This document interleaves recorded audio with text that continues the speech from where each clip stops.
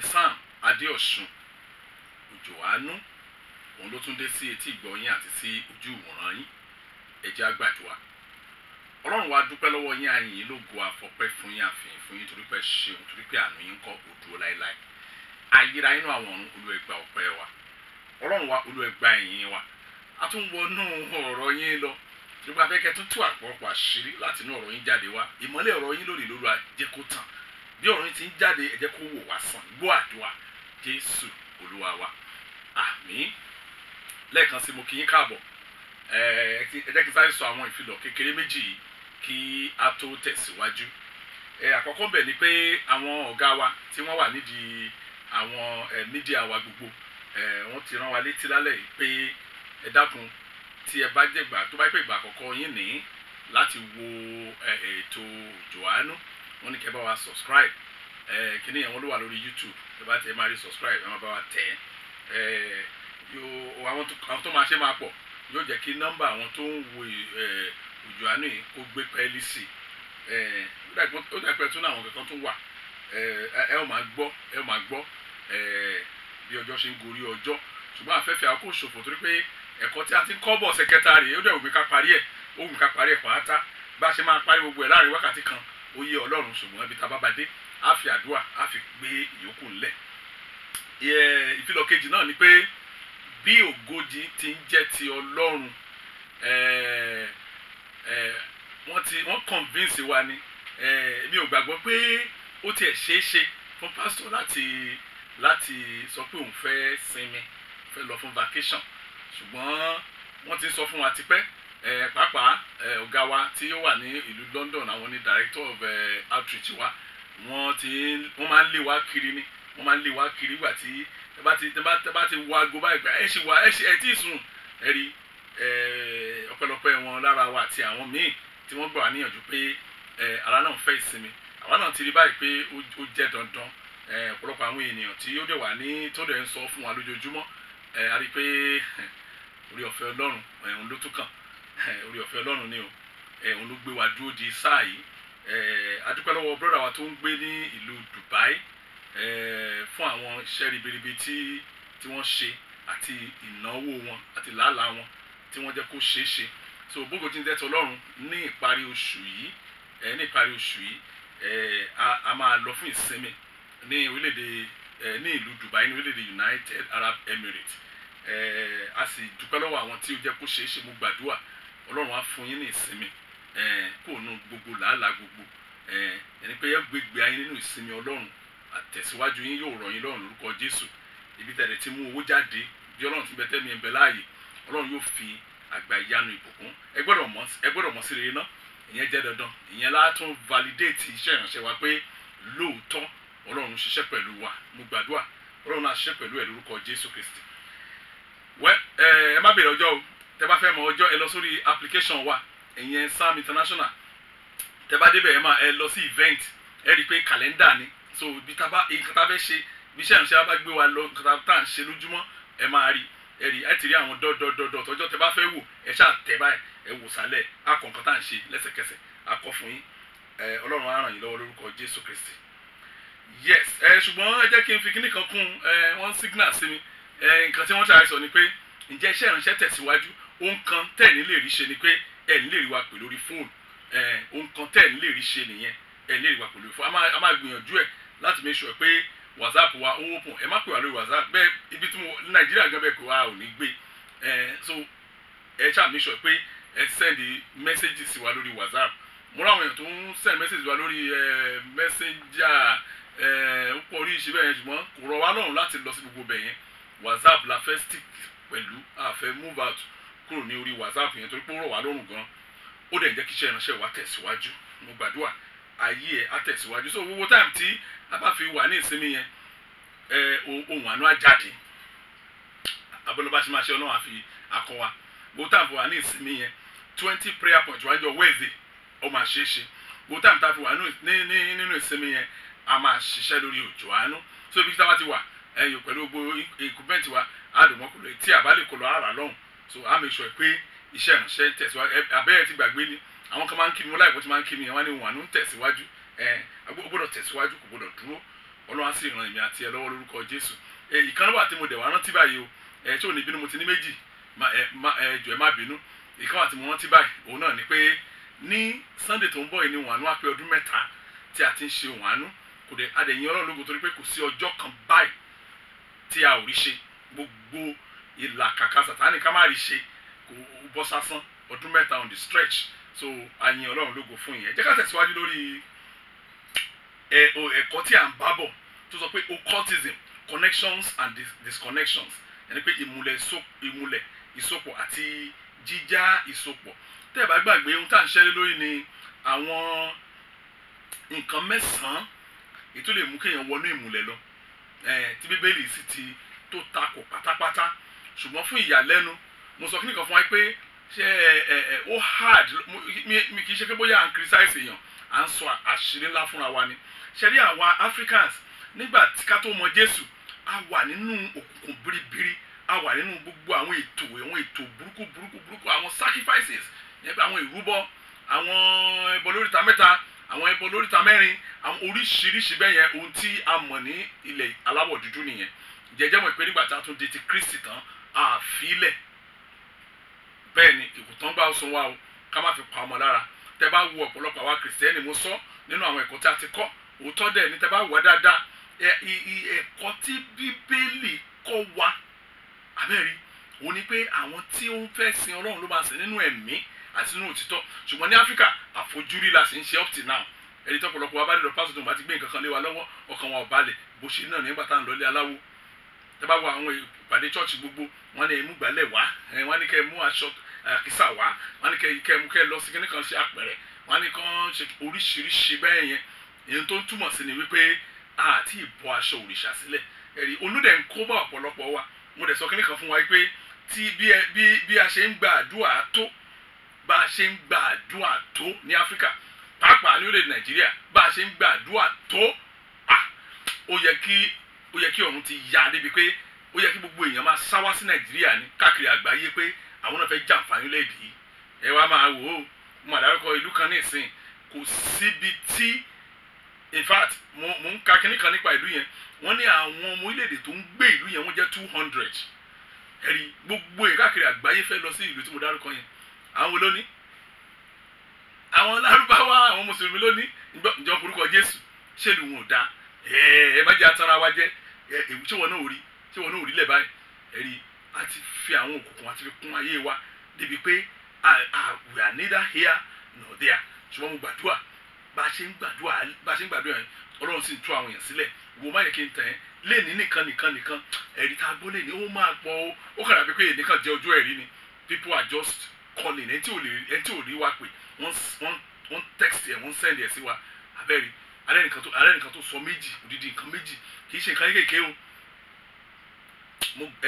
Ẹ̀rí yẹn ò tí ì pé ọmọdé ẹ̀ kò tí ì sì tiẹ̀ ń bẹ̀. Mo sì gbàdúrà pé tó bá ní nǹkan kan tó yẹ kó o ṣe àwárí ẹ̀, Ọlọ́run á ṣàánú, á sì ṣàwárí ẹ̀ nú ayé ẹ̀ lórúkọ Jésù Kristi.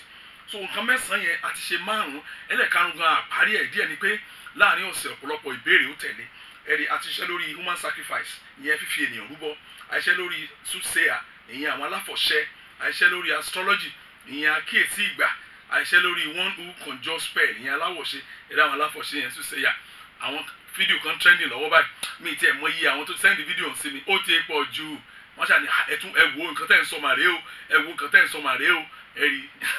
wòlíì, in fact bí ọ̀rọ̀ tí mọ́mì kan sọ, ọ̀rọ̀ yẹn máa kà wọ́n lára o. Mọ́mì yẹn wà lórílẹ̀-èdè Amẹ́ríkà, wọ́n send message kan sí mi, wọ́n ní ẹ ti ẹ̀ gbọ́, ṣé irú ẹni ló yẹ kéèyàn ti ẹ̀ wọlé tọ̀ lọ bí kò jọ wèrè, kò jọ kinní kan. Ẹ̀rí ọ̀pọ̀lọpọ̀ wa wọ́n á ní tẹ́ bá fẹ́ ṣe wòlíì, ìyá jẹ́ irun dàda, gbogbo àwọn kan ní dèrèdè báwọn yẹn kò ní kankan ṣe pẹ̀lú ayé ènìyàn. Ẹ̀rí ṣùgbọ́n mo sọ fún Africans ní wá, oríṣiríṣi rédèédé ó kàn lù mọ́ra wọn ni. Ṣùgbọ́n tó o bá ti kọ́ láti sìn Ọlọ́run nínú ẹ̀mí àti ní òtítọ́, kò sígbà náà tí èèyàn nílò. Wọ́n ní ìyàwó sójà, odidi ìyàwó sójà, òun ló jẹ́ ká ṣe rí ẹ̀tú. Ẹ̀gbọ́n tí kí ni ìyàwó sójà ń wá rú bẹ̀yẹn náà tẹ́lẹ̀tẹ́lẹ̀ gan-an initially. Torí ọ̀gbẹ́ni ẹ fẹ́ sọ̀rọ̀ kan, wíwà jẹ́ pé ìyàwó sójà ló bá sùn, ló fẹ́ bá, mo rò pé ọ̀rọ̀ àgbèrè ó yọ nínú ọ̀rọ̀ arákùnrin yẹn. Abẹ́rẹ́ bóyá ó ti lọ ní o, bóyá ó fẹ́ lọ ní o. Ṣùgbọ́n bá ti ìyàwó sójà kí kò tẹ́ kó dàdúgbò yẹn. Ọlọ́run dáríjì mi o. Ṣùgbọ́n ọ̀pọ̀lọpọ̀ àwọn akẹ́kọ̀ọ́ máa gbé ìgbà tó gún ti pọ̀ ju ogun olópọ̀. instead tó bá jókòó kó wò pé ibo ni ọ̀nà mi ti wọ́ kí ní kan gbọ́dọ̀ ṣẹlẹ̀ náà tó wáyé pé orísun mi ni Olúwa ẹ̀rí ẹni tí ó fẹ́ kan tébù tó lọ bá mẹkáníìkì rí ni òótọ́ ni èèyàn fẹ́ kan tébù fẹ́ ṣe ṣe àbẹ́ kan bẹ́ẹ̀dì wà lọ bá mẹkáníìkì ó gbé kọ́ńtrákì fún kí ló mọ̀ ọ́ìlì ló máa sùn lé nǹkan tó fà á nìyẹn torí àsìkò wa ká lọ straight sí ti ibi tá a ti mẹ́nu dákẹ́ ní ọ̀sẹ̀ tó kọjá yẹn náà ni witchcraft àjẹmú sọ fún wa ọ̀pọ̀lọpọ̀ ọ̀rọ̀ àjẹmá ọ̀rọ̀ mo ti mọ̀ pé ọ̀rọ̀ àjẹmá ní ọ̀pọ̀lọpọ̀ ìbéèrè àti dídásí oníkàgbà fẹ́ dásí ṣẹ́rí mo sọ nínú ní ọ̀sẹ̀ tó kọjá nǹkan tí mo rẹ̀ sọ bẹ́ẹ̀ ni pé ó ti ṣeé ṣe kó ti wà ní abẹ́ iṣẹ́ ìránṣẹ́ àjẹ́ ní abẹ́ iṣẹ́ ìránṣẹ́ àjẹ́ ṣọ́ọ̀ṣì yìí ó dá kó má dàbí kó bóyá àwọn kìrìsáìsì ẹ̀jẹ̀ ká mẹ́nu kó mbẹ́ ìdí ẹ̀ ni pé pẹ̀lú àwọn tí a ti bá ní ẹ̀kántà mo sọ kí nìkan ló sọ kọjá ìjọ lọ́kọ́lẹ̀ o tí o bá ti rí pásítọ̀ kan tó ní lọ́ni mò ń pa dákun connect mi wọ́n pásítọ̀ yẹn kó jẹ́ ká jọ brainstorm ó ṣeé ṣe o kó rí sọ o torí màá make sure pé a record ẹ̀ so màá dẹ̀ make sure pé mo fi sórí YouTube ohun tí mo sọ ni pé tó bá rí ẹnikẹ́ni tó ní ẹ̀mí mú un tó wá ń ṣe báyìí tó ń ṣe báyìí káàkiri báyìí sọ pé Sam Adéọ̀ṣun ni irọ́ ló ń pa láyé ẹ̀mí ò kí ń mú yàn bẹ́yẹn ohun kan tẹ́mi ní pé ní ẹ̀mí tó mọ́ ẹ̀mí tó ní ìrẹ̀lẹ̀ ẹ̀mí ẹ lọ wo ẹ̀ka bíbélì èyí náà ẹ̀ka bíbélì náà ẹ̀rí ní Sunday tó kọjá yìí mò ń wàásù ni ẹ̀wù tẹ́mi bá ń wàásù wọ́n máa ń dẹ̀ mí dúró ẹ̀ máa sọ fún wọn àwọn ọmọ chọ́ọ̀chì wa ti mọ̀ wọ́n dá mi lọ ẹ̀sà ẹ̀lọ́sà because kí ni ẹ̀sà ìwàásù mi kó kàn máa gbọ́ kó máa mọ̀ nǹkan tí mò ń sọ màmá yẹn ó ń sọ pé ó ní màmá òun ẹ̀rí ọmọ Delta ni mọ́mì yẹn wọ́n ní màmá tó bí àwọn openly náà ń sọ ẹ̀rí asọ̀rọ̀ débẹ̀ nínú chọ́ọ̀chì ni ó ní màmá tó bí òun ó ní òun tí èmi ìfẹ́ dárúkọ òrìṣà yẹn ó ní nígbà tí òun ìjọ tó kọ́ máa lọ chọ́ọ̀chì láàkọ́ pa tó òun rí àwọn kọ́mì dárúkọ chọ́ọ̀chì náà tán mẹ́rin tẹ́sẹ̀ máa ń ṣe àwọn ènìyàn irọ́ kíní tí wọ́n ṣe ń bí yìí òrìṣà kíní nì ó sọ àwọn tó wà ń bẹ̀ wọn lánàá hàhàrí ó sọ similarity tó méje láàrin ìjọ Ọlọ́run àti òrìṣà yẹn nílùú wọn nítorí kọ́ peace off from Christianity nìyẹn àfìgbà tó rí òtítọ́ abẹ́rẹ́ ṣe rí lẹ́yìn ìgbà tí ọ̀rọ̀ yẹn títí ẹ̀kọ́ ti ọ̀sán kọjá jáde pápá lórí àjẹ́ ọ̀pọ̀lọpọ̀ àwọn èèyàn wọ́n bá mi sọ̀rọ̀ wọ́n dẹ̀ ọ̀pọ̀lọpọ̀ ní àwọn ìbéèrè wọ́n ní wọ́n fẹ́ mọ̀ bí tí ọ̀rọ̀ wọn dé àti bí tí nǹkan tí wọ́n lè ṣe ṣùgbọ́n kí n tó sọ àwọn ìbéèrè yẹn ilé kí sáré ṣàlàyé kíní kan kí ló ń pè ní àjẹ́ gan ẹ sáré ṣàlàyé àwọn kan fún wa kí ló ń pè ní àjẹ́ pé ẹni àjẹ́ ni ẹ̀rí ṣe rí ọ̀rọ̀ yẹn àjẹ́ yẹn nǹkan tó gún ó pọ̀ ṣùgbọ́n ní ọ̀nà tó máa gbà yé wa jẹ́ máa wà brief ẹ bá lọ béèrè káàkiri ọ̀pọ̀lọpọ̀ gan tiẹ̀ mọ́ àwọn tó mọ̀ gan orí nǹkan tó ń sọ tiẹ̀ kò ní nǹkan ṣe pẹ̀lú àwọn àjẹ́ báwo lèmi ṣe mọ̀ ẹ ṣe mo ní ẹ máa béèrè yé pásítọ̀ ẹni ẹ mọ ọ̀rọ̀ àwọn àjẹ́ ṣe ẹ ní wọ́n kọ̀ọ̀rọ̀ yín sí ìwé wọn irọ́ mo sọ fún wa mo ní orí ọ̀fẹ́ kan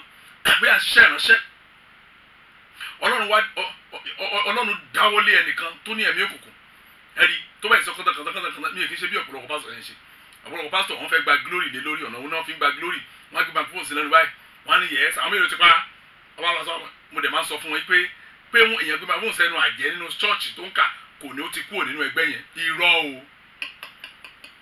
báwo ni mo ṣe mọ̀ ẹ tún ṣe é fún ìbéèrè yẹn bí mo ṣe mọ̀ ni pé nígbà tí ọwọ́ Ọlọ́run tó bá tó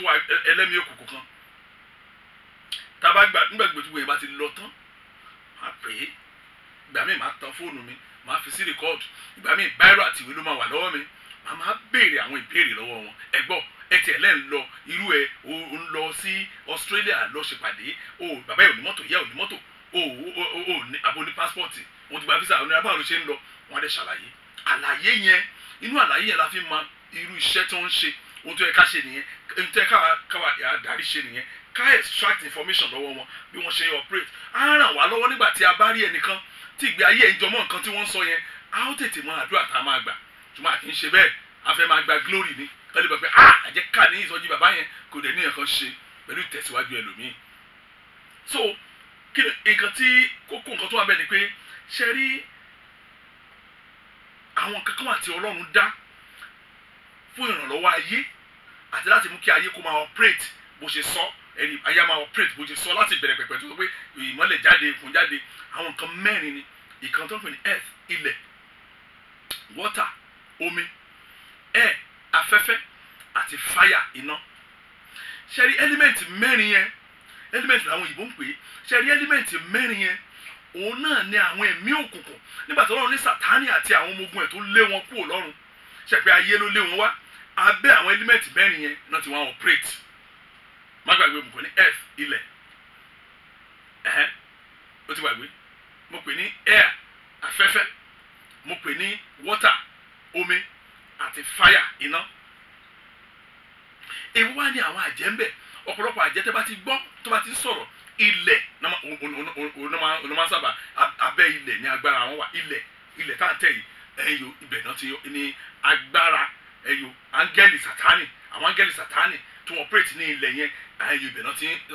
ti ń gba resources wọn, ibẹ̀ náà connect mọ́. Ìdí ẹ̀ nìyẹn tó fi jẹ́ pé àwọn babaláwo abẹ́ àwọn àjẹ́ ẹ̀ẹ́dẹ́ babaláwo kan wò bí dá kó má sábà àwọn àjẹ́ kó má kí àwọn àjẹ́ délédélé. That's what I'm going to say. Ẹ bẹ́ẹ̀ tẹ̀ gbọ́ yòókù àbí ẹ má ṣàmà ń wo tẹlifíṣàn bẹ́ẹ̀ lọ bá wọn pé àwọn ìyá wọn òṣòròǹgà wọ́n máa kì wọ́n torí pé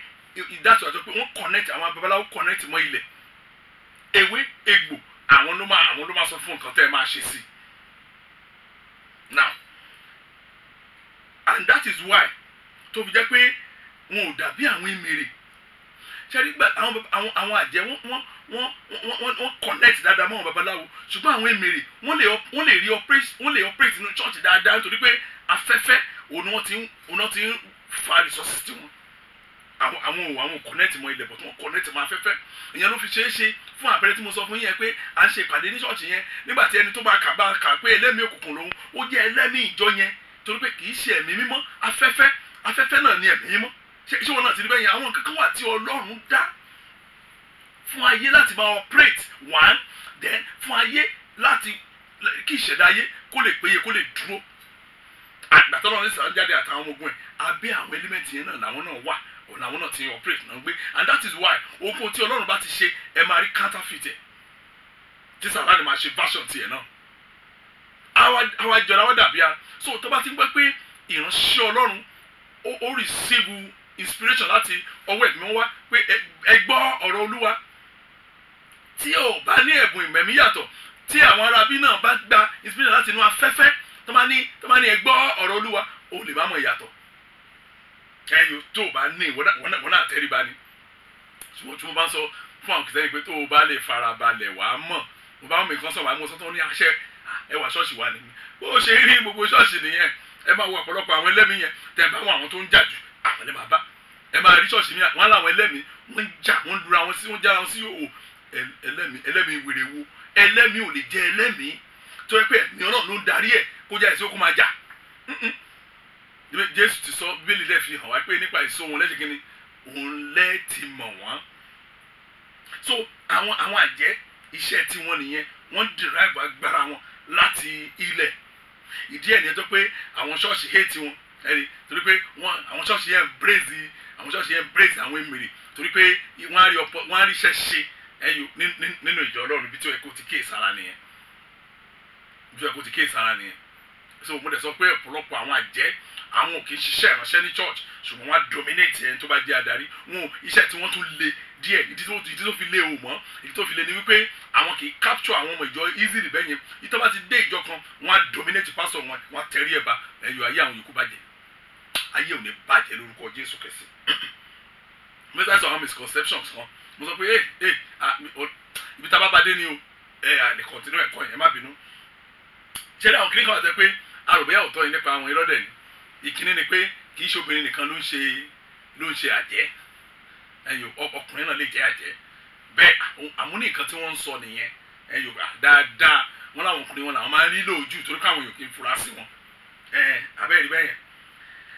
irọ́dẹ̀ ni o tó bá gbọ́ pé àjẹ́ funfun wà àti àjẹ́ dúdú irọ́ pátápátá ni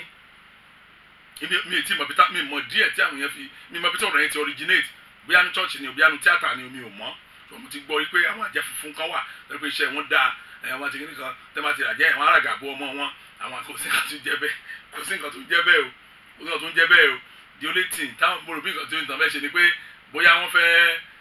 ṣe pé adìyẹ téèyàn bá bọ́ dáadáa ẹ̀rìn àdùn lẹ́nu bóyá nǹkan tí táwọn èèyàn misconstrue nìyẹn náà yíkí sáré sọ àwọn ìbéèrè kan tí mo bá pàdé láti fi kásẹ̀ ọ̀rọ̀ àjẹ́ yẹn láti fi kásẹ̀ kó lẹ̀ àwọn mọ̀mí kan wọ́n sọ fún mi pé ẹ̀kọ́ tẹ́kọ́ nípa àjẹ́ yẹn òótọ́ ni o wọ́n ní ìyá wọn grandmother wọn wọ́n ní ojú ọmọ pọ́n wọn gan-an ṣùgbọ́n kí ọ̀rọ̀ wọn lè ṣe ibi tó ti ń rìn kiri ibi tó ti ń wá ìrànlọ́wọ́ kiri wọ́n rí ìrànlọ́wọ́ o so àwọn tí wọ́n dẹ̀ wá ìrànlọ́wọ́ dọ́dọ̀ wọ́n sọ wọn pé tí o bá fẹ́ ní ọmọ láyé wàá darapọ̀ máa jẹ́ nítorí mọ́mí yẹn sọ nìyẹn o wọ́n á bèèrè bá lè ṣe mọ̀ wọ́n ní màmá wọn wọ́n ẹgbẹ́ dáadáa wọ́n ní grandmother wọn sọ màmá wọn nígbà tí màmá wọn náà ti ń bímọ pé kó gbọ́ o tóun bá ti kú o gbọ́dọ̀ darapọ̀ mọ́ àwọn àjẹ́ mọ́mí wọn ní lórúkọ Jésù mi ò ní darapọ̀ mọ́ àwọn àjẹ́ wọ́n ní mọ́mí wọn ò darapọ̀ mọ́ àwọn àjẹ́ torí pé mọ́mí wọn gba Jésù gbọ́ gidigidi ṣùgbọ́n ìyá wọn sọ̀rọ̀ kan fún wọn tí mọ́mí wọn sọ fún wọn pé tó o bá darapọ̀ mọ́ wọn wọ́n á dá ẹ láàmú o wọ́n á dẹ̀ dá ọmọ ẹ láàmú wọ́n á ní kí ni mo rí sí mo ní bẹ́ẹ̀ ni o tí o bá dúró lórí ẹsẹ̀ méjèèjì òótọ́ ni wọ́n sọ yẹn o ẹ jẹ́ kí n sáré pé mo ti lo ọ̀rọ̀ ọ̀rẹ́ mi kan rí ọ̀rẹ́ mi yẹn ọ̀run ẹ̀ rẹ báyìí bàbá ẹ̀ àwọn ará bí ni ìníṣọ́jú yẹn lọ nígbà tí bàbá yẹn dẹ̀ wá kú ọmọ yẹn kọ́ ni last born ṣùgbọ́n ni last born nínú àwọn ọkùnrin òun ni bàbá ẹ̀ forúkọ ẹ̀ lẹ̀ nínú ẹgbẹ́ pé ó máa jẹ́ ó máa represent òun ṣùgbọ́n ọmọ yẹn kò jẹ́ kankan tẹ́lẹ̀ ẹkùn àwọn nominal Christian ìwọ náà ṣàmọ̀ náà pé bẹ́ẹ̀ àwọn Christian ní ìgbẹ̀fẹ́ aṣáà ń lọ ṣọ́ọ̀ṣì àti ẹ̀mọ́dí ẹ̀ta fi ń lọ bọ̀tọ̀ ọ̀pọ̀lọpọ̀ mọ̀ pé tó bá ń lọ church pastor ẹ̀ mátà tó bá lọ church tó ń lọ mátà tó bá lọ church ìwọ fúnra ẹ̀ mátà àwọn kan tó combine papọ̀ nìyẹn tó lè jẹ́ kí ọ̀nà ẹ̀ tètè yá tó máa bá àwọn ọ̀pọ̀lọpọ̀ sọ̀rọ̀ wọn máa ń wò pé èmi ò wà sentimental náà wọn kàn ń wò pé torí pé ó lè yẹ kó tó kó yé mi ju ọ̀pọ̀lọpọ̀ lọ àwọn tó yẹ ọ̀rọ̀ ọdẹ yé ju èmi náà lọ́dẹ̀ wà ṣùgbọ́n níbi táwa mọ̀dé yìí àwọn ọmọ ìpè àwọn kan bẹ́ẹ̀ mátà lẹ́yìn tó bá wọn sọ pé èmi ọ̀kẹ́ pásítọ̀ mi yẹn rídèrè mi lè sọ àṣírí fún tí òde ń lọ bẹ̀ ẹlòmíà ni pásítọ̀ wa mi lè jẹ́ kó ṣe kánsẹ́lì fún ọmọ mi o òde ń lọ bẹ̀ ọ̀pọ̀lọpọ̀ mọ̀ pé being a member of a church pé o jẹ́ ọmọ ìjọ kan is a matter of life and death kò sí middle ground kì í ṣe nǹkan tí èèyàn kàn lè mú likely pé àfẹ́bá wọn ṣe no ó nílò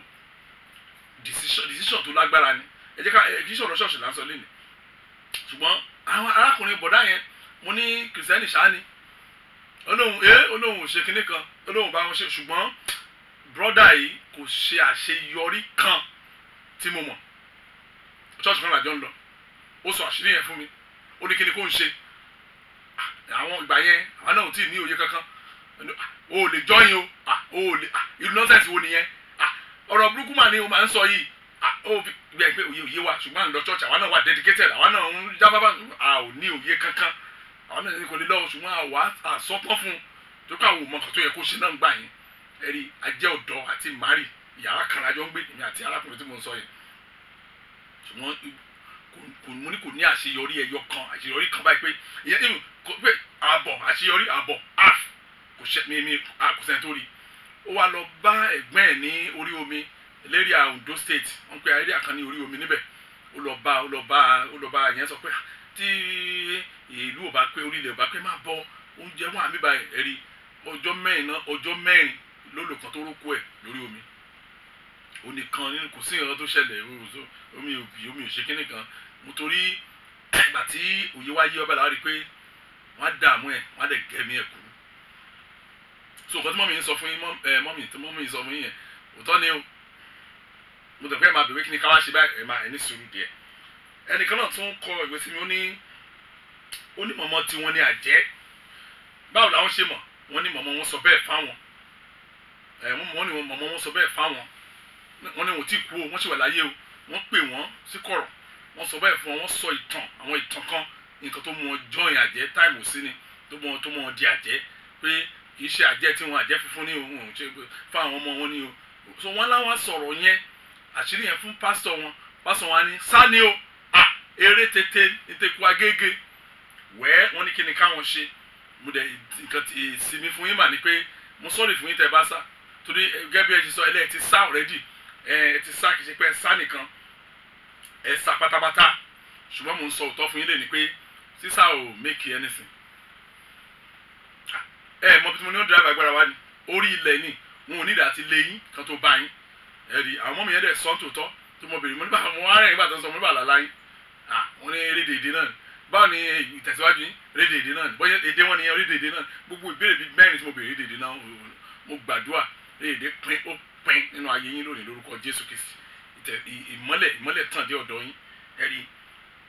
wọ́n mi kan mẹ́rin péré ni màá lè kà mo ṣu gbogbo ẹ̀pọ̀ ni so gbogbo àwọn tó dá sí ọ̀rọ̀ yẹn wọ́n á máa rí tiwọn yọ bẹ́ẹ̀ wọ́n ní mọ́mì kan sọ mi pé màmá wọn òun náà ti pè wọ́n rí pé àwọn wà nínú ẹgbẹ́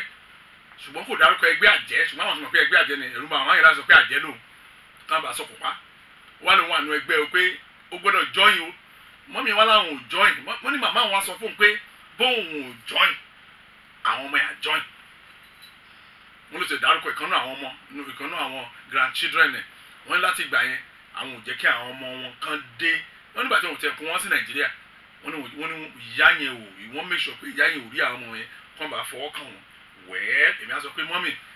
tí understand nǹkan tó ń pè ní àjẹ́ tẹ́ bá understand nǹkan tí wọ́n ń pè ní àjẹ́ ẹ rí i pé wọn ò ní ìdá ti wá sọ́dọ̀ yín wọn ò ní ìdá ti fọwọ́ kàn àwọn ọmọ yín kan tó in fact mo confirm ẹ̀ fún yín lálẹ́ pé ìkànnì wọn àjẹ́ ni ìkànnì nínú wọn àjẹ́ ni kò tí ì lóye dáadáa tó bá lóye dáadáa ẹ máa rọ́wọ́ ẹ̀ nù family yín tẹ́ bá mọ̀ pé torí pé kì í ṣe nípa jíjẹ kan fún kan náà ló jẹjẹ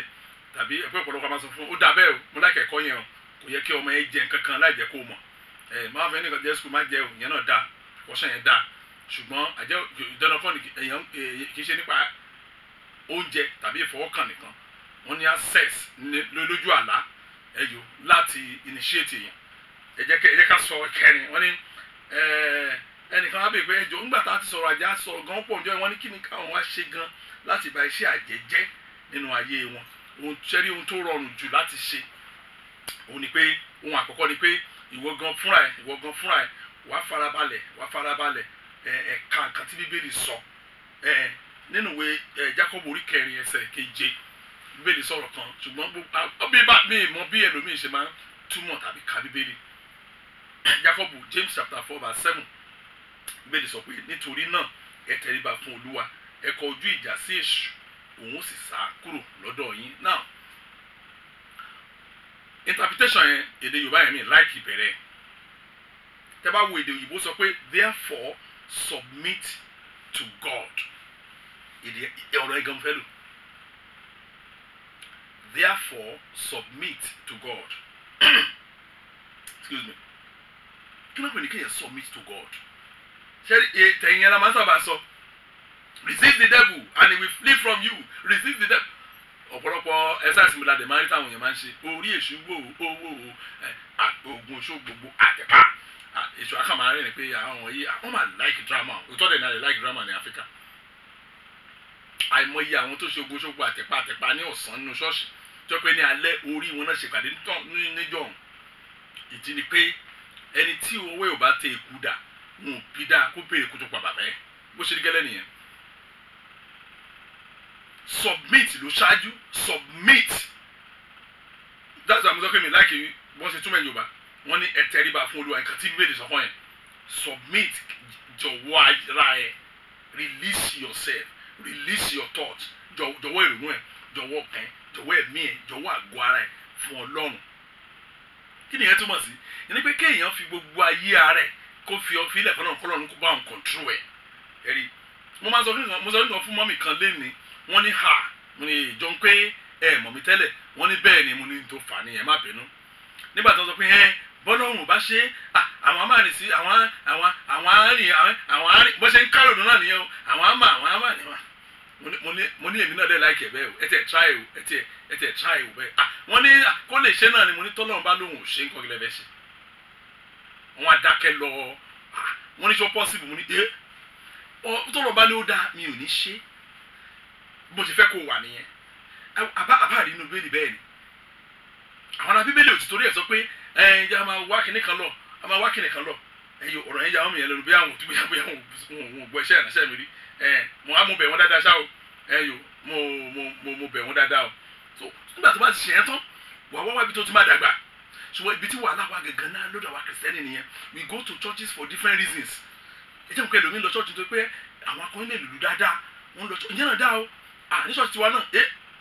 wọ́n jẹ́ pé ní ṣọ́ọ̀ṣì tiwa gan an average chorister ó mọ instrument méjì play ẹtí ò mọ instrument rárá ó mọ méjì ní ṣọ́ọ̀ṣì wa so kò jẹ́ kí so mi lè blame ẹ̀ àwọn náà fẹ́ràn orin gan àmọ́ kéèké tẹ bá ní kí táwọn ọmọ kéèké fi instrument dá lára wọn ò pọ̀ ní kánápọ̀ ní àbá ti ra oríṣi míì fún wọn àtòrí kò ní dá kí gbogbo kọ́yà máa ta jìtá gbogbo kọ́yà máa lu drum kò ní dá bẹ́ẹ̀ abẹ́rẹ́ o gbọ́dọ̀ lọ síbi tí o ti máa in fact why are you going to church when you don't trust your pastor? I don't even know whether I'm making sense bóyá mi tiẹ̀ mọ́pọ̀lọ́ dání ẹ̀yin tẹ́ wò mí lẹ́ wà bí ṣé ọ̀rọ̀ mi tiẹ̀ make sense rárá ọ̀rọ̀ tó ka yí ẹ̀ gbọ̀ngbọ̀n o trust the pastor ẹ̀ o trust ìrìn ẹ̀ o trust ìjólóòtọ́ ẹ̀ o trust ìwà ẹ̀ then kí ló wá ń bẹ̀? Don't you know that you are mortgaging the life of your children yourself? Mọ̀ pé ìgbé ayé ara ẹ̀ nígbà tí èèyàn ta èèyàn dẹ̀ gbowó ẹjọ́ tí ẹ bá ti fẹ́ ta ayé ara ẹ̀ tó bá ta tó bá gba àwọn ṣéǹjì kan á ṣàpàrọ̀wọ̀ ń lò ọ̀tọ̀ ni ṣùgbọ́n láì gbowó láì gba ṣéǹjì ẹlòmíà lè bá wo láì bá ara ẹ̀ á máa lọlẹ̀ báyìí á máa digress báyìí á máa digress báyìí á máa dẹ́rẹ́ rà bí pín ìgbà tí wọ́n ṣe wá sọ pé ìgbà tí wọ́n pé ṣọ́ọ̀ṣì yẹn no we are talking about your life ayé ẹ̀ là ń sọ̀rọ̀ ẹ̀ yìí inú òkùnkùn bíríbírí dẹ̀ ló wà báwo ni ṣé máa wà ní òkùnkùn bíríbírí táyà ìjókòó síbẹ̀ táyà ní àmì ìkíní kan a máa tún proud àmì ìkíní kan kọ́ kò ẹni ká bẹ́ẹ̀ sọ fún wa ẹni ìwé gẹ̀rẹ́ sáyà pé oníkálukú ni ó ru ẹrù ara rẹ̀ sọ oníkálukú ló máa jẹ̀bi ara ẹ̀ mo gbàdúrà ò ní jẹ̀bi kò sì lè bọ́ sórí kó yẹ tí ó yí ọ lórúkọ Jésù Kristi. èyí ká lọ sí number 6 mo sọ nípa àjẹ tó kọ́ máa tẹ̀ lọ bínú yàrá sọ pé àṣàwà nìkan ni àṣàmùyẹ ṣe tẹ́ fi sọ̀rọ̀ àwọn yòókù ẹ bá bínú jàre ẹ̀yin narusi ẹ bá bínú ẹ̀yin narusi àti mo bá ẹ wá kù fún ìwọ àti èmi káwá wò pé so mọ́mì tí pásọ̀ yín ẹni kó sá ẹ sọ pé pásọ̀ ẹni kò mọ̀ nǹkan tó ń sọ ohun kan tó lè mo ti sọ fún wa ohun kan tí bẹ́ẹ̀ ni kò sá fún òun ní ẹ̀ṣẹ̀ tó bá dé àgbèrè tó ń bọ̀ sá máa confront àgbèrè kó má dàbí pásítọ̀ ọ̀rẹ́ mi òpònú kan ẹ̀yọ tó wọ kí ló ti ń pè tó wọ hòtẹ́ẹ̀lì lọ tó lóun fẹ́ wá sí ìrere ẹ̀yọ wọ́n ní kó bí èsì kó sá ni o wà wọnú hòtẹ́ẹ̀lì lọ wọ́n rèpù ẹ̀ dànù ọkùnrin ni o àwọn obìnrin yẹn wọ́n kìtì mọ́ wọ́n rèpù ẹ̀ dànù ẹ̀ pásítọ̀ ẹ̀ wọlé wọ́n you go do today wọ́n dẹ̀ rèpù ẹ̀ àwọn ọlọ́pàá mú àwọn aṣẹ́wó yẹn ó ṣẹlẹ̀ ní o bọ̀tẹ̀ kí ló ti fẹ́ ṣe wọ́n lẹ̀ náà gbẹ̀yìn náà nítorí wọn ò lù wọn ò fọwọ́ mu ó ní kò sá fún ẹ̀ṣẹ̀ ní ìbéèrè pé ṣùgbọ́n wọ́n tún kọ́ ti Sátánì àti àwọn ọmọ ogun rẹ̀ kọjú ìjà sí wọn is battle for battle Ọlọ́run ṣèlérí fún wa pé tí wọ́n bá ti lè try it submit yourself to God resist the devil ní wọ́n ṣáà ti jọ̀wọ́ ayé ẹ̀ fún Ọlọ́run then tó bá ti jọ̀wọ́ ẹ̀ tán yá lọ́ba bóyá kò ní sá nǹkan tí bẹ́ẹ̀ sọ nìyẹn so ìwọ náà kò kíyèsí nígbà tí pásítọ̀ bá sọ pé àjẹ́ wọn lẹ́yìn wà á kó jáde náà kó má lọ forí kó bóyá bàbá gan wọn ti subject òun gan fúnra ẹ̀ torí kò síbi kan ní bẹ́ẹ̀lì tó sọ ogun kan tí ògbófin tọ́lọ́ fún àwọn Ísírẹ́lì ni ó ní ká má jẹ́ kí àjẹ́ kó wà láàyè kán pa wọ́n dànù ní kán sọ̀kò pa wọ́n ṣùgbọ́n lè sọ̀kò pa anybody láyé tá a wà yìí wà èèyàn awẹ́ wọn so kéèyàn má bàa wẹ́ wọn yẹn wà wá nǹkan tó máa gbára tó ní òun náà ló wà nínú agbára ìjẹ́ ọ̀dọ́ àgùntàn ẹ̀rí nǹkan tí bẹ́ẹ̀lì sọ nìyẹn kò sí nǹkan tẹ́ o bá ní màmá tó jẹ́ àjẹsọ fún àjẹ́ lòun kò sí nǹkan tó tú ẹ̀ kó lọ lé ẹ̀ kó ẹgbẹ́ ni mo sọ fún ẹ kó gbé àmì ẹ̀jẹ̀ Jésù délé ó máa sádà nù ní tó bá pẹ́ lóòótọ́ ó mọ ẹni tó ń sìn. ẹ káwé kẹfà àwọn chama àwọn náà tí a fi gbà wọnú òkùnkùn tá a lè láǹsìn Ọlọ́run ẹ pé Ọlọ́run mo ń sọ fún alákùnrin kan lẹ́nu mo yẹ gbọ́ sà ẹ sà ẹ tẹ let's come to reality èèyàn fẹ́ sùn lálẹ́ ó jẹ́ kìrìsìtẹ́nì ó wá kúnlẹ̀ sẹ́gbẹ̀ẹ́ bẹ́ẹ̀ díẹ̀ ó bẹ̀rẹ̀ sí gbàdúrà kírankan bó ṣe ń gbàdúrà ló ń làágùn Olúwa mo fẹ́ sùn ní alẹ́ yìí bàbá ẹ̀wọ̀n gẹ́lì tójú wọn kan sí ẹ̀mí òkùnkùn ẹ fi yé mi ká ó yẹ gbà mí agbára ńlá ó lè sọ mi gbogbo àlákàlà ó yẹ ẹgbọ́ ọ̀rọ̀ olúwa ó yẹ máa ṣubú lulẹ̀ ó dẹ̀ gbà jésù olúwa ó dẹ̀ gbàdúrà tán lọ́wọ́ bó ṣe bẹ́ẹ̀ kò tó wá láti kan tó sùn àwọn arábí dé nọ́bẹ̀ sí lé wọ́n lé wọ́n bá wọ́n nà pa wọ́n lé wọ́n bá wọ́n bẹ̀ lórí wọ́n ti tó mọ́ ẹnìkan ló sọ aláyẹ fún mi ó ní wọ́n lé wọ́n nà wọ́n dẹ̀ pa òun wọ́n gé orí òun wọ́n fi sẹ́gbẹ̀ẹ́ báyìí wọ́n di fọ́ọ̀mù ara òun òun ṣàbẹ̀ sí sá lọ ó ní òun ṣàfà orí òun àti kìbọ̀ ọrùn àwọn àlá burúkú nightmares ó lóun fò dìde lómi gúlé pé ó sọ pé òun sáré òun ti dààmú látàárọ̀ ó lóun tó kúnlẹ̀ orúkọ Jésù ẹ wò kí ni how can you explain it báwo lè ṣe explain yẹn ṣé ká wá sọ pé orúkọ Jésù tó ti pè kó tó bọ́ sórí bẹ́ẹ̀dì yẹn orúkọ yẹn ò ní láárí ni àbí ká sọ pé orúkọ yẹn kò ságbára nínú ẹ̀ àbí ká sọ pé Jésù kan wò kàn fún ẹ̀rọ ẹgbẹ́ bọ́sẹ̀ mi jàjẹ́ ó dẹ̀ rẹ́ nígbà tí èèyàn wo tíátà àbí wàá ti mọ̀ pé something is wrong bóyá orí ìpìlẹ̀ tó dúró lé lórí bóyá kì í ṣe Jésù Kristi bóyá bẹ́ẹ̀ ṣe ìránṣẹ́ tó wà bóyá àwọn arábì gan-an dominate wọn bẹ̀ wàá ti mọ̀ pé something is definitely wrong ó yẹ kó stop àdúrà ní kó bẹ̀rẹ̀ sí wá àwọn ìwádìí ní tó fà á tí pẹ̀lú bó ṣe ní ọba àwọn ọba tó ṣe mọ olúwa àwọn olúwa tó ṣe mọ ọba àwọn ọba bó ṣe mọ tó bó ṣe pé ẹni ọmọ ọlọ́run tó wọ́n sì dominate yẹ nítorí bẹ́ẹ̀ yẹ káwọn kìsẹ́ni máa ṣe nìyẹn kí ebi ká máa glorify nǹkan tó lágbára yìí pé àwọn àjẹyẹ ní agbára gan o àwọn agbára kìíní kan náà wà o àwọn nǹkan báwọn wọ̀nyí ẹ̀rí ó ń fi wá sí abẹ́ ìdè wọn ni now mo sọ pé number 6 ní kẹjẹ ká bọ́ sí àwọn chamas bẹ́ẹ̀ kò ní àtújú yẹ́n àwọn èdè tí bẹ́ẹ̀ lè lò yìí old Yorùbá ni èdè Ìgbò majority èdè Ìgbò yẹn gan old English ni but ẹ wá fẹ́ mọ̀ ọ́n tó ń pè ní chamas ẹ máa wo àwọn India India ni ó dà pé mo ti máa rí òkè nìyẹn ẹni á jókòó sílẹ̀ báyìí á mú flute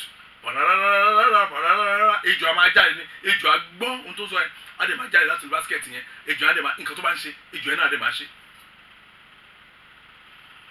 kò tí ì yẹ dáadáa ó yẹ kó ti understand di báwo ni àṣẹ kí n tètè grab ọ̀rọ̀ mi báyìí wọ́n ní wọ́n á mú flute báyìí wọ́n á fi sẹ́ni báyìí pàrọ̀rọ̀rọ̀rọ̀ ejò ó yẹ kó ti rí inú fíìmù lèmi ti rí o tẹlifíṣàn mo ti rí o àwọn gbèsè pàrọ̀rọ̀rọ̀ ejò àmọ́jáde láti basket àwọn chamas náà ń pè wọ́n snake chamas máa ti wá tó máa dókè báyìí rọrọ tó máa ti wá ṣe báyìí ejò yẹn náà ṣorí báyìí tó máa ṣe kíní rọrọ wọn náà ṣorí báyìí tó máa ṣe báyìí lókè láti àlọ ẹni pé ẹ̀ríkì wọn fi kíní yẹn agbára kan ti wà nínú nǹkan tí wọ́n ń ṣe yẹn wọ́n dẹ̀ fi ń kọ̀ntró yẹn ó yẹ kó o ti mọ ẹ̀rí nígbà tí pásọ̀ bá lòun dúró báyìí tó bá ṣe báyìí ó ti gẹ̀ẹ́tì èèyàn bíi ti àdéhùn àṣebáyìí náà àṣebáyìí ọ̀nà àṣebáyìí àṣebáyìí èèyàn náà àṣebáyìí àṣebáyìí ọ̀nà àṣorí báyìí ẹni ẹ̀mí mọ́ nìyẹn kì í ṣe láyé yìí bóyá tí Jésù bá dé tó bá kó gba ọmọ káwọn míì dé bóyá pátá yẹn Ọlọ́run lè lò but kì í ṣe báyìí àánú àwọn kìsẹ́ máa ṣe mí o àfi kó ṣe báyìí aláboyún nìyẹn o a ṣe báyìí ọmọ ní alẹ́ ṣe báyìí ọmọ ní àṣẹ báyìí chamas àwọn àtújú wọ́n ti kí dandan kọ́ ni káwọn yẹn sọ̀rọ̀ jáde mo yẹn sọ̀rọ̀ yẹn kán tó pe agbára yẹn dandan kọ́ ẹ̀rí àwọn chamas àwọn snake chamas yẹn pé kò sọ̀rọ̀ jáde lẹ́nu ṣùgbọ́n nǹkan tó ń fọ́ yẹn ó ní ìtumọ̀ ọ̀nà àṣàánú wa ṣàmì dáadáa mo lọ́dọ̀ àṣàánú wa ẹ̀yin kan bá mi bí o má ba rìkọ́dì tèmi jẹ́ o ẹ má ìkọ́rọ̀ mi kà yín lára ẹ má ìkọ́rọ̀ mi kà yín lára àtọ̀ ẹ̀rí mo sọ yín kan fún wa pé ẹ máa try ẹ̀yin kìrìsìtẹ́nì ẹ̀tẹ̀ máa wo tv mi ẹ tẹ̀ fi tíátà lẹ́yìn gbà mí a máa wo program kan àwọn kò sí màjí program kan tí mi encourage àwọn mi láti wò díẹ̀ ni pé tó bá ti ń wò wọ́n máa ń relate ẹ̀ mọ́ nǹkan tí wọ́n rí pé so nǹkan táwọn yìí ṣe ni tí wọ́n á fi orúkọ Jésù bojú wọ́n fi program kan ní Carbonaro effect ẹ lọ Google Carbonaro effect Carbonaro effect orúkọ ọkùnrin kan jẹ́ Michael Carbonaro àwọn alágbára burúkú nínú òkùnkùn àwọn òfin tí wọ́n bo òun pẹ̀lú àwọn pásítọ̀ ṣùgbọ́n wọ́n ṣe báyìí táwọn program wọn tí wọ́n dẹ̀ mú pẹ́ńsù tí wọ́n sọ di chocolate wọ́n dẹ̀ ní káwọn èèyàn máa já wọn this is chokuma dùn mà dá o ó ti ìwọ náà rí àwọn oníkọ́là náà ni òòrùn àwọn oníkọ́là àwọn ṣe kọ́là náà pé àbí kọ́là ètò ìgbà jẹ́nu méjèèjì ẹ̀yìn òòrùn àwọn oníkọ́là ni ẹ̀rí wọ́n gbé táyà wọn sọ́nù báyìí àbọ̀tà àwọn ò sọ pé magician làwọn ṣùgbọ́n àwọn náà ní káwọn yẹn máa jẹ koríko ìgbà táwọn yẹn lẹ́jẹ̀ bíi chocolate ló ṣe rí abẹ́rí ó jọra ok tó bá ti wà lábẹ́ iṣẹ́ ìránṣẹ́ yẹn ó ti wọ́ ìmùlẹ̀ tó ní agbára tó mọ̀ abájọ gbàdúrà iṣẹ́ rẹ̀ ń bàjẹ́ mo gbàdúrà Ọlọ́run ti ń bẹ tẹ́mi ẹ̀ ń bẹ láàyè Ọlọ́run àfi ẹ̀jẹ̀ rẹ̀ wẹ̀ olórúkọ Jésù Kristi ìkeje spiritist àwọn abá ìwé sọ̀rọ̀ mo sọ̀rọ̀ lórí fídíò yẹn lẹ́ẹ̀kan ṣẹ́gbà tí mo ti kọ́ ní fídíò yẹn because ẹ mọ̀ mi ní orí ọ̀fẹ́ ọ̀pọ̀lọpọ̀ àwọn èèyàn mọ̀ mi ní orí ọ̀fẹ́ bíi tiẹ̀ láti wo fídíò lórí WhatsApp mi ní orí ọ̀fẹ́ bíi tiẹ̀ láti wo fídíò lórí YouTube náà òótọ́ tó wà bẹ́ẹ̀ nìyẹn o mi ò ní orí ọ̀fẹ́ bíi tiẹ̀ láti gbọ́ ọ́díò mi ní orí ọ̀fẹ́ ìdí ẹ̀ ni pé ṣẹ́gbà tí má jí láàárọ̀ gbá mi tí mo bá about 400 messages màá dẹ̀ fẹ́ àwọn tó dẹ̀ sọ̀rọ̀ tàbí tó wọ́n béèrè pé wọ́n fẹ́ gbọ́ ọ̀rọ̀ lọ́dọ̀ mi ni so tí màá fi ilẹ̀ máa lọ máa wo fídíò ni so ọ̀pọ̀lọpọ̀ àwọn èèyàn máa ń sẹ́yìn fídíò sí mi ṣùgbọ́n tí wọ́n bá ti kọ́ síbẹ̀ pé Pastor Sam ẹ wo fídíò yìí mi ò kí ń yá bẹ̀ àti pé àwọn fídíò mi wà tí ò tẹ̀ make sense gan so mi ò tẹ̀ bọ́dà ẹlòmíì ò lè jẹ́ funny video ẹlòmíì ò lè jẹ́ write up àwọn dáàdì kan send write up kan sí mi mo like èdè Yorùbá yẹn but mo wá time ti láti reply wọn kàn ẹnìyẹn kàn coin Yorùbá word mo mà like it's like a composition mo like kíní yẹn gan tó mo like èdè Yorùbá gan àìrí mo máa ti refer mi sí Pastor Sam audio yìí mo fẹ́ kẹ́ ẹ gbọ́ àgbà tí mọ́mì kan ní fídíò yìí ó yẹ kẹ́ ẹ gbọ́ Pastor Sam mo ṣáà ń wẹ ni ẹ̀ mo jò bí wọ́n mú wèrè ní ọjà ni tẹ́lẹ̀ ni ìgbà tí wọ́n á wẹ ni mo rí pé olóhùn ò lè mú ni what an insult to the name of Jesus Christ irú insult wo burúkú wo nìyẹn sórúkọ Jésù eléyìí ní òun wòlíì oh God wọ́n mi kàn wà ní Amẹ́ríkà wọ́n máa bínú gan o ní nǹkan tán kọ bí wàá jẹ́ pé mo kàn ẹni kàn pa mí nìyẹn bí wàá jẹ́ pé èmi mo bá wọn jà pé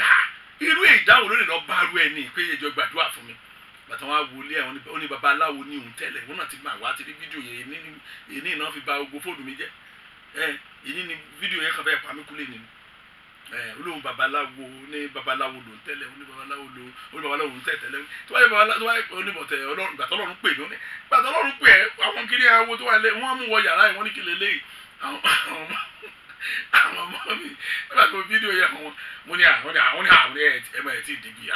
ẹ̀ ṣàgbà wò lọ náà débi kan sọ pé kí lè léyìí ó sọ pé Ògún ni wọ́n ní wọ́n ní kí lè léyìí wọ́n ní Ṣàngó ó pè kán mi tẹ́ ẹ̀rọ tí orúkọ ẹ̀ mọ́ wọ́n ní kí lélẹ̀ wọ́n ní kí nìkan wọ́n mú olúgbòhùn ẹ̀ jáde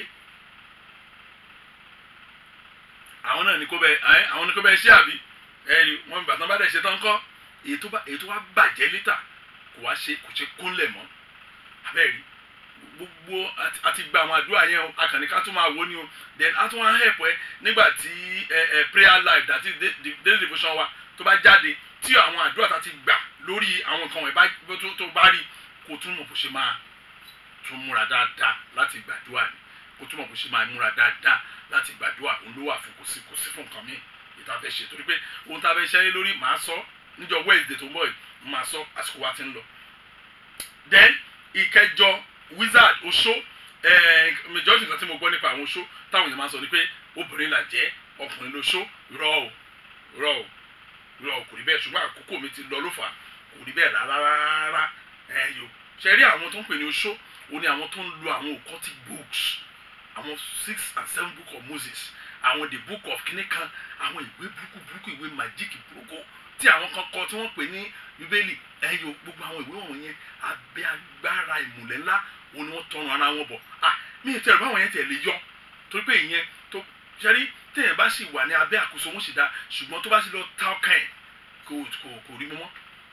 ó tá a nílò láyé nǹkan mẹ́ta ló fọ́ọ̀mù èèyàn ara ẹ̀mí àti ọkàn nǹkan tá a nílò láyé nìyẹn ká tá a fi máa jẹ́ èèyàn ẹyọkan èèyàn bí mo ṣe dúró bó ṣe ń wò mí ara òun lórí ìta ẹ̀ ẹ̀mí òun ló jẹ́ kí n sọ yìí ọkàn ìyẹn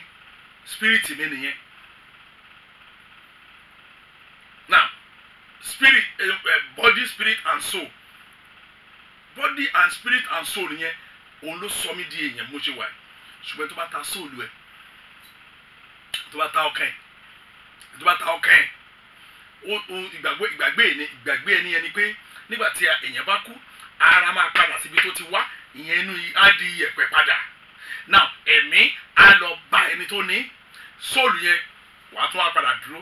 soul la need nígbà yẹn a ò ní di body mọ́ oh soul ẹlòmíì ti lọ oh God ẹ máa àwọn èèyàn wọ́n sá dìgbàdìgbà ẹ gbọ́ kan pé alágbára ọkùnrin á sunkún lórúkọ Jésù Kristi ìbànújẹ́ ò ní bá ọ nígbà náà lórúkọ Jésù Kristi. Number 9 náà pè ní mediums àwọn abókù sọ̀rọ̀ àwọn yẹn pọ̀ sí láyé ni o dẹ̀jẹ́ kí wọ́n sọ nínú ìfún ẹ̀ mo fẹ́ ṣọ́ọ̀kì ẹ pẹ̀lú ọ̀rọ̀ kan kò sẹ́ni tó bá mi sọ máa ń dákẹ́ ni máa ń wò nítorí mo rí i pé tí n bá ní kí n máa gbẹ́nu lé làálàá tó pọ̀ jù ẹjọ́ á pọ̀ àwọn anìwẹ́ bóyá ọjọ́ kan á dé ọjọ́ kan mo ní ìṣẹ́jú bíi 5 láti sọ̀rọ̀ lé lórí mediums ìjọ ti lálàá rí torí bàbá yẹn tó kú sọ pé tàbí mọ́mì yẹn tó kú tó ní ẹ lọ ṣe nǹkan báyìí nítorí mi o tó bá obey listen carefully ọ̀rọ̀ tí mo sọ mọ́ pé tí ma ti gbọ́ anything bí tó bá ti sọ fún ẹni pastor tó bá ní irọ́ ni líǹkì wa together ìwọ ló máa ṣe olùdarí ètò a wà jọ sọ a rìkọ́ọ̀dù ẹ̀ ẹ̀yìn o at the end of the day ẹni tó bá tí bíbélì bá tó ní tí mo máa sọ fáwọn yẹn pé ṣe ṣáà gbà pẹ̀lú mi pé bíbélì ni kò jẹ́ rẹ̀fúrí wa tó bá ti lóhùn gbà gẹ́gẹ́ bí ìrẹsì Ọlọ́run ó parí ìfọ̀tọ́ lóhùn gbà mo kàn tó bíbélì bá sọ òun nígbà mi rẹ́dì òtẹ́ bá pé are you a Christian bẹ́ẹ̀ ni ìrẹsì Ọlọ́run ní ṣé bíbélì tó bá ti sọ lórí ọ̀rọ̀ tá a fẹ́ sọ yìí òun ni òun lọ̀gá tó bá ti ní bẹ́ẹ̀ ni iṣẹ́ ṣe nìyẹn bàbá ẹ̀ tó kú tó ní kó lọ pa ẹran yẹn kó lọ fún àwọn èèyàn yẹn mo sọ fún ẹ pé irọ́ pátápátá ni ìmùlẹ̀ ìkòkò ẹ̀ demons ló ń bá ẹ pò gbàgbé sọ fún ẹ tẹ́nìkan bá pẹ́ wọ́n ní àwọn wòlíì yẹn ní káàdùn ṣe sàrà fún ìyá wa ó ti wọnú ìmùlẹ̀ ó ti obey agbára òkùnkùn pátápátá bíbélì sọ fún ẹ pé a ti fi lélẹ̀ ní ẹ̀kan fún ènìyàn láti kíni o láti kú ẹ̀mélòó ẹ̀kan láti kú lẹ́yìn eléyìí kọ́ ìdájọ́ bẹ́ẹ̀ sọ pé kò sí ìmọ̀ kò sí ète kò sí ọgbọ́n kankan nínú ìsàkú tí wọ́n rìn tí èèyàn bá ti kú mo dúró níwájú ẹ̀yin ọmọ Ọlọ́run káàkiri àgbáyé àìdá ẹ̀wò mi láìfo tàbí later recorded version ẹ̀ wá wò mọ́ ẹ̀mí kú in 1980s mo ti kéde àgbà yẹn mo wà school mo ṣe wà school báyẹn 80s mo wà secondary school ní mọ́ ẹ̀mí kú I think so secondary school mo ṣe wà tí a bá rí ẹnikẹ́ni tí òun àti màmá yẹn bá close tó ń gbọ́ mi àwọn ọ̀dẹ́sà nǹkan mú un sọ yìí èmi àti ìyá tó bí mi a close débi pé kò sí èmi ní confidence òun ní confidence mi kò sí nǹkan tí ìmọ̀ràn tí a ò kí ń gbára wa kò sí oh God ẹ jọ̀ọ́ ṣé tí ìyá yẹn bá kú kò yẹ kó wá bá mi láti ọmọ mi ṣe báyìí látọ̀dún tó ti kú máa sọ fún àwọn ọmọ mi bẹ́ẹ̀ nǹkan tó fi gba bíbélì gbọ́ nìyẹn bí bàtí màmá yìí ṣe close tó kí n má tiẹ̀ sùn lọ́jọ́ kí n má tiẹ̀ lálàá rí kó bá bá mi sọ̀rọ̀ kò ṣẹlẹ̀ rí títí ìmọ̀ ìbá sọ̀rọ̀ bóyá o mọ̀ mo sọ̀rọ̀ nǹkan bíi 1980 very early 80s òní wọ́n kú this is 2018 àjọ mi ò come across wọn rí tó kí mo gba ọ̀rọ̀ Ọlọ́run gbọ́ pé ìjọ tó bá try ẹ̀ ẹ̀yọ́ máa sọ kò lè ṣẹlẹ̀ bóyá level tiẹ̀ ló dẹ̀ fà á tí o bá gbọ́ ẹnikẹ́ni tó sọ fún ẹ pé ìbàbá ẹ tó ti kú yẹn ó sọ pé kẹ́ ẹ lọ ṣe sàárà fóun tó bá yẹ ti bá wọn ṣe rí tẹ́lẹ̀ ó lọ sórí ìkúnlẹ̀ kó lọ já ara ẹ kúrò ní ìdè ìmùlẹ̀ demons ló operate wọ́n kàn lè fara ẹ̀ gẹ́gẹ́ bàbá ẹ ìdí mo fi dákẹ́ ni pé mo rí ìgbọ̀dá kan tó lànà báyìí kọ́ lànà sílẹ̀ báyìí ni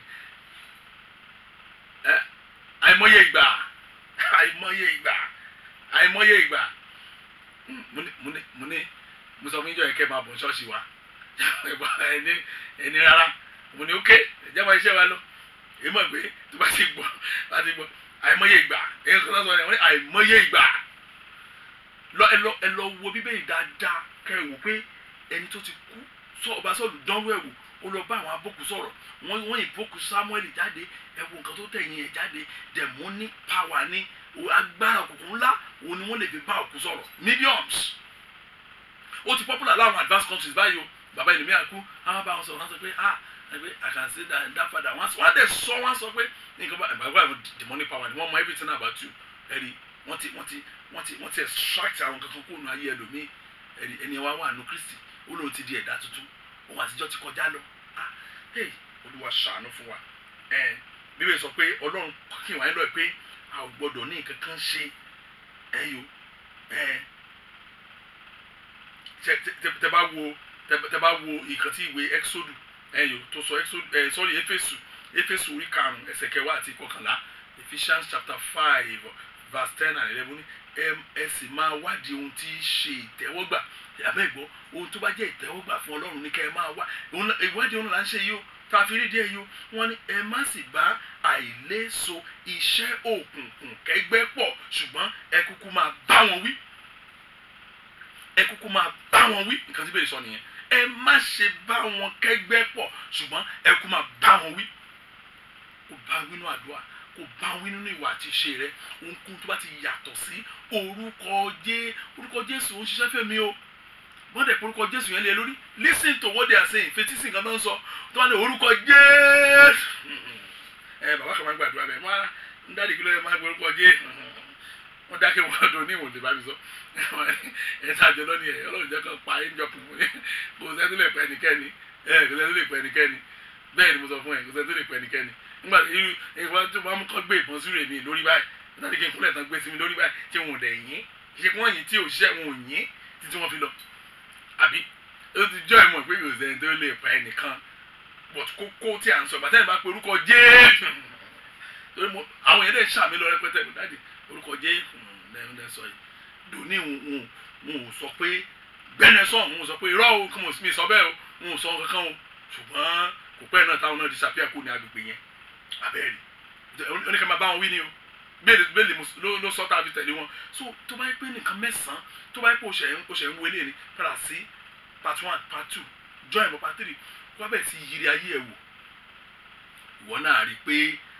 kò sí ọ̀tá kankan níbi kankan tó o bá ṣílẹ̀kùnlẹ̀ kò sí ọ̀tá kankan níbi kankan tó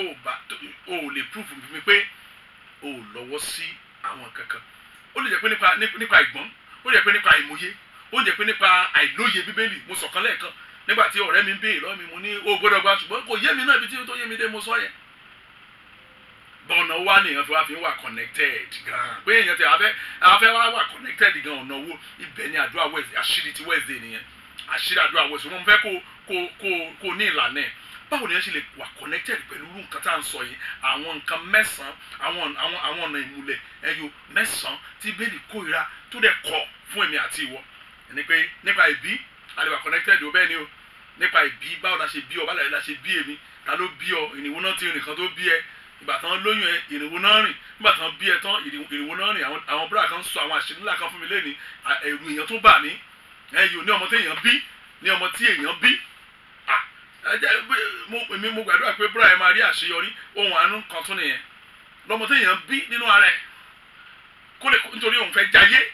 ẹ̀rí èèyàn lè rí nípa ìbí ẹyọ èèyàn lè connect nípa ìfọwọ́kàn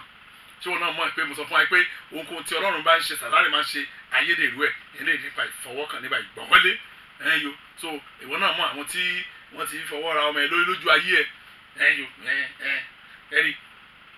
ẹ̀rí àti kọ́ àwọn ọmọ wa débẹ̀ láti kékeré wọn lè kí ló máa fà ní agbẹ́ wọn no I can't touch my head kì í ṣe wọ́n pé àwa ìwà wa àti àti kọ́ àwọn ọmọ wa adé sọ ìdí ẹ̀ fún wọn ẹ̀yọ kì í ṣe pé kó bú àgbàlagbà o ẹ̀ṣẹ̀ ni o ṣùgbọ́n wàá sọ politely tágbà yẹn ká mọ̀ pé ọmọ yìí dà pé mi gbọ́dọ̀ ṣe kọjá ara mi àbẹ́rẹ́ nípa jíjẹ àtẹnujẹ máa kó oúnjẹ wà bí kò tán oúnjẹ ń lọ nìyẹn nípa jíjẹ ẹ̀rí lọ́jọ́ kan máa sọ nípa oúnjẹ ẹ̀yọ the good the bad the ugly oúnjẹ ẹ̀rí nípa ìjẹ by blood covenant nípa ìjẹ ẹgbẹ́ ẹ̀yìn náà ẹ̀wù bí ẹ̀jẹ̀ Jésù ṣe lágbára tó àwọn ìmùlẹ̀ náà ń lo ẹ̀jẹ̀ ẹ̀yọ nípa ìjẹ ìyẹn lè connect nípa ìjẹ ìyẹn lè connect nípa àlá tàbí ìran lè connect pẹ̀lú àlá lójú àlá ìwà ìwọ náà ti mọ̀ pé àwọn kankan lára kan tí ò kàn make sense wọ́n ní wọ́n ṣe kó mọ́ ẹyọ wọ́n dẹ̀ ti darúgbó wọ́n ti dàgbà àwọn ò tí tọ́ ẹni tó ń lọ́kọ tàbí níyàwó wọ́n dẹ̀ lára wọn náà ṣe kó mọ́ ẹ máa lóbìnrin á lò lóyún lójú àlá kò dẹ̀ tiẹ̀ ronú ọ̀rọ̀ lóyún dé àwọn connections kan nìyẹn celebration kan lọ lọ́wọ́ nìyẹn on your behalf ẹlòmí mo sọ fún obìnrin kan nísẹ́lẹ̀ olóhùn lóyún lójú àmọ́ ní kẹ́ni ó ti wà spiritually married ní ó ti olóhùn rí briefly ó jẹ́ ká break yókì yẹn abẹ́rẹ́ ẹlòmí nípa orúkọ tó ń pè é orúkọ tó ń fún ẹ̀rí ẹlòmí by association gbogbo àwọn ọ̀nà tí èèyàn fi lè tọrùn bọ àjàgà ìmùlẹ̀ òun la fẹ́ mo sọ wẹ̀dẹ̀ nígbà tá a ṣe program yẹn pé àti mọ nǹkan tá a máa ṣe next Wednesday mo sọ bẹ́ẹ̀ so òun ní o ṣé tá a máa ṣe rèé o mo sì gbàdúrà sẹ́ pé ohunkóhun tó bá jẹ́ tiẹ̀ yóò wọnú ìmọ́lẹ̀ Ọlọ́run lọ lórúkọ Jésù Kristi kò sórí nǹkan ayé láìpẹ́ Ọlọ́run design ẹ̀ fún wa débi pé tí a bá gbé ní ọ̀nà gan tí Ọlọ́run là sílẹ̀ ayé yà wù wá gbé bẹ́ẹ̀ ni mo sọ fún wa mo lè gbàdúrà nínú àwọn tí ó tún sọ ẹ̀rí ò tí tán o torí pé èní ń ṣe ọ̀nà sì jìn sí wẹ́ẹ̀dì tó ń bọ̀ àti èní àti ń gbọ́ ẹ̀rí àṣẹ kéékèèké à ń gbọ́ láti ìjọ Thursday láti àná nígbà lẹ́ni throughout today 60% àwọn tó pè á lẹ́ni testimony náà sọ testimony ń bọ̀ lórúkọ Jésù ìyanu Ọlọ́run yóò fi bá ọ lò lórúkọ Jésù Kristi ẹ jẹ́ á gbàdúrà Ọlọ́run wa dúpẹ́ lọ́wọ́ yín fún àṣeyọrí ètò òjò àánú tòní fún ẹ̀yin tí ẹ ń wò mí lọ́wọ́lọ́wọ́ báyìí àti ẹ̀yin tí ẹ ó wo ètí a rìkọ́ọ̀dù sílẹ̀ bí Ọlọ́run ti ń bẹ tí ẹ̀mí ẹ̀ bẹ láàyè Ọlọ́run tó jẹ́ kèké ìmọ́lẹ̀ yóò mú yín wọnú ìmọ́lẹ̀ rẹ̀ lọ lórúkọ Jésù Kristi nínú ìmọ́lẹ̀ rẹ̀ níbi tí iṣẹ́ òkùnkùn ò sí níbi tí agbára òkùnkùn ò ráàyè níbi tí òkùnkùn ò lè súnmọ́ ní orúkọ Jésù ìtànṣán ìmọ́lẹ̀ Ọlọ́run yóò tàn débi tó wà lórúkọ Jésù Kristi ẹ wo ohun tó dáa jù fún ènìyàn òun ni kó gbé nínú ìmọ́lẹ̀ Ọlọ́run gbogbo agbára òkùnkùn iṣẹ́ òkùnkùn láti ìpilẹ̀ṣẹ̀ ayé rẹ wá tàbí ṣáájú ká tó bí ọ di bí bó ṣe ń sọ̀rọ̀ yìí lórúkọ Jésù Kristi Ọlọ́run á fi ìmọ́lẹ̀ rẹ̀ wá wọn rí lórúkọ Jésù Kristi á fà ọ́ jáde kúrò ní ìmọ́lẹ̀ á fà ọ́ jáde kúrò ní ìmọ́lẹ̀